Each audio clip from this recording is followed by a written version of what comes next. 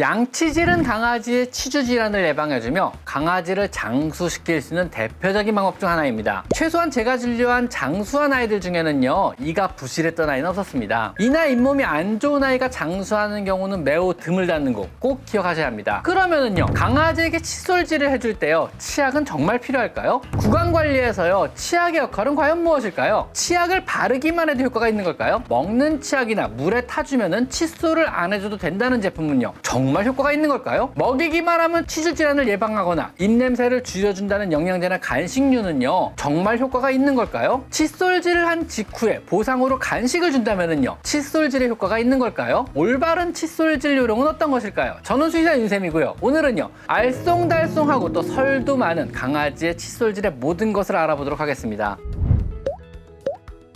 사실 강아지 구강관리의 처음과 끝은요, 바로 칫솔질입니다. 구강관리는요, 칫솔질만 잘해주면 된다는 이런 뜻입니다.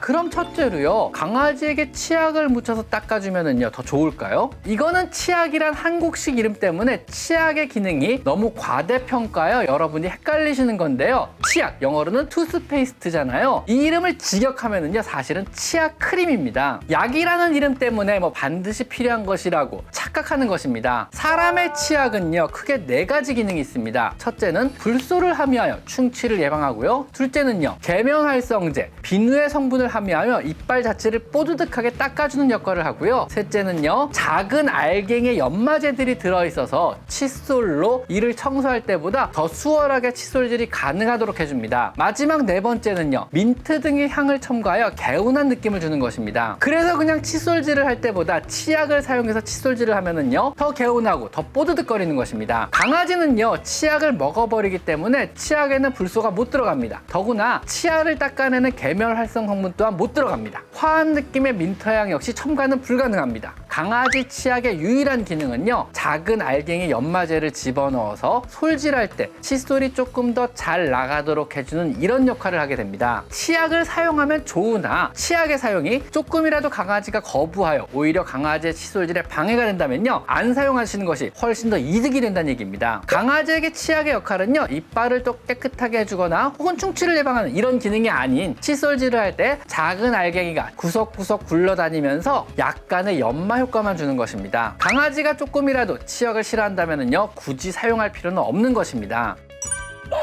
그럼 두 번째로요, 치약을 바르기만 해도 과연 효과가 있는 걸까요? 당연히 아무런 의미가 없습니다. 바르기만 해도 이 기능을 할 것 같지만은요, 바른다고 도움이 될 것은 아무것도 없습니다. 치아가 깨끗해지는 것도, 치석이 예방되는 것도, 치아 구석구석에 존재하는 세균이 사라지는 것도, 충치를 예방하거나 구내염을 예방하는 데는 사실 아무런 도움이 안 되는 것입니다.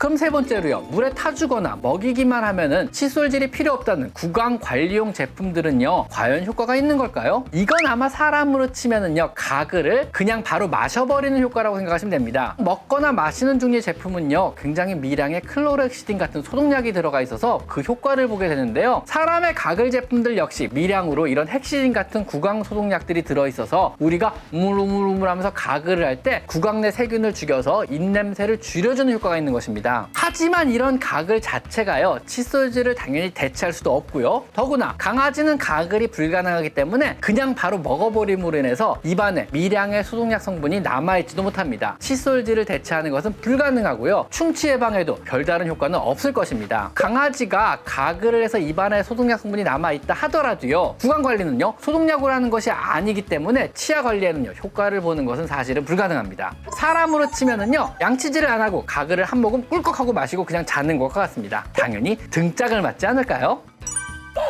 그럼 네 번째로요, 각종 구강용 영양제나 구강관리용 간식류는요, 치아 관리에 도움이 될까요? 어떤 성분이 들어가 있는지는 모릅니다. 하지만은요, 영양제는 별로 도움이 안 될 거라고 저는 생각합니다. 사람이야 구강을 청결하게 해주는 성분을 넣거나 가글을 통해 소독을 해주거나 화한 느낌을 줘서 개운하게 하거나 이런 것이 가능하지만 강아지는 이런 것이 불가능하고요, 된다고 해도 별다른 의미는 없습니다. 유산균을 통해 구강의 유해 세균을 조절한다는 건 역시 아직 별다른 실효성은 안 보이고요, 또 구강에 어떤 영양 성분이 실제로 구내염이나 치주 질환을 예방할지 역시 저는 상상도 안 됩니다. 하지만 객검이나 비스켓류의 간식류가 구강 상태를 개선한다는 것은 조금 이해는 됩니다. 칫솔질을 대체하는 것까지는 힘들겠지만은요, 씹는 과정에서 이빨 사이사이의 청소가 가능하기도 하고요. 또 씹으면서 들어있는 여러 연마제 성분들이 치아의 표면을 매끄럽게 물리적으로 세척해줄 수 있기 때문에 그렇습니다. 하지만 칫솔질을 대체하기는 힘들고요. 사람으로 치면은요, 자기 전에 칫솔질하는 대신 껌을 잠시 씹다가 잠드는 것과 같을 것입니다.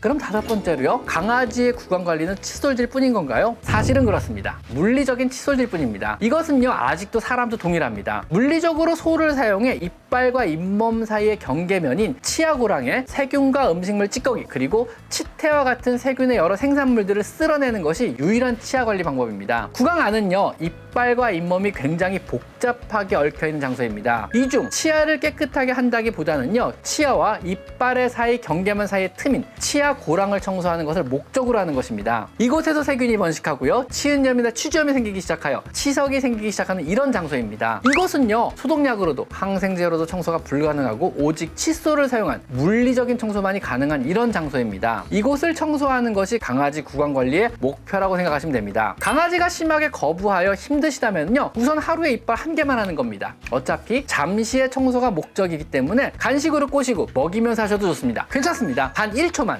잇몸을 살짝 벌리고 이빨 한 개만, 치아 고랑 부분을, 이빨과 잇몸의 연접 부분을 칫솔로 쓱 하고 훑어주는 겁니다. 우선 하루에 이빨 한 개를 단 1초만이라도 닦아주는 것을 목표로 합니다. 그러면은요, 한 달이면은 한 번이나 두 번 정도는 전체 이빨을 칫솔질을 해줄 수가 있는 것입니다. 이것이라도 해주는 것이 한 달 내내 치아 관리 제품을 먹이는 것보다는 더욱더 의미 있고 효과적일 것입니다. 어떠셨나요? 강아지 이빨을 관리해준다는 여러 제품도 있지만은요, 결국은요, 칫솔질이 강아지의 구강 관리의 유일한 해결법임을 아셨나요? 오늘은요, 강아지의 다양한 치약과 구강 관리 제품들의 기능과 역할, 그리고 칫솔질에 대해서 한번 알아봤습니다. 오늘은 여기까지 강아지 상담소였습니다. 감사합니다.